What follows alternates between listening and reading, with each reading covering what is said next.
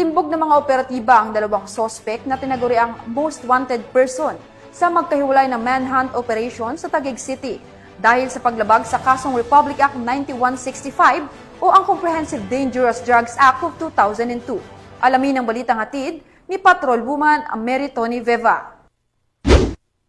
Nitong July 26, 2025, matagumpay na naaresto ang dalawang itinuturing na top most wanted persons ng Taguig City sa magkahiwalay na operasyon ng pulisya na nagpapakita ng patuloy na pagpupursige ng mga otoridad laban sa iligal na droga. Bandang alas 11 ng umaga na aresto ng pinagsamang puwersa ng District Mobile Force Battalion ng Southern Police District sa pakikipag-ugnayan sa Warrant and Subpoena Section ng Taguig CPS, Kaluan Municipal Police Station at District Special Operation Unit ng SPD ang isang itinuturing na top 10 most wanted person ng Taguig City. Kinilala ang akusado bilang si alias Orly Fer, 35 taong gulang, isang negosyante at residente ng Barangay Santo Tomas, Calauan, Laguna.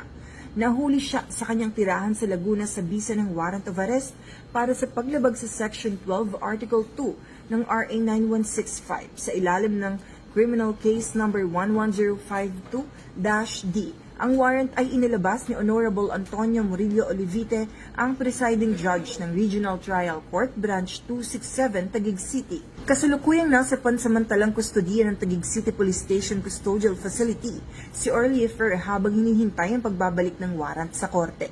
Makalipas ang ilang oras, bandang alauna ng hapon, matagumpay namang naaresto ng mga operatiba mula sa Warrant and Subpoena Section ng Taguig City Police ang rank number 8 sa top most wanted person station level ng Taguig para sa buwan ng Hulyo. Isinagawa ang pag-aresto sa San Pedro Street, Barangay Palingon, Tipas, Taguig City.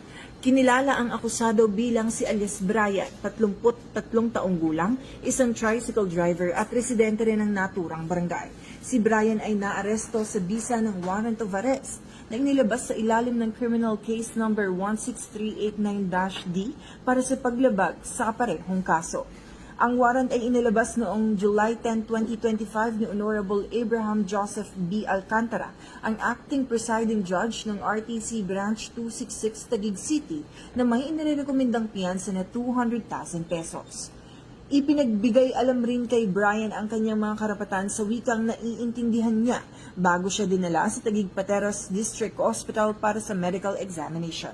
Matapos ito, dinala na rin siya sa opisina ng Warrant and Subpoena Section para sa dokumentasyon at ibabalik sa korte. Mula dito sa Southern Police District, ako ang inyong PNN correspondent, Patrol Woman Mary Tony Veva, alagad ng batas, tagapagtaguyod ng balitang tulis.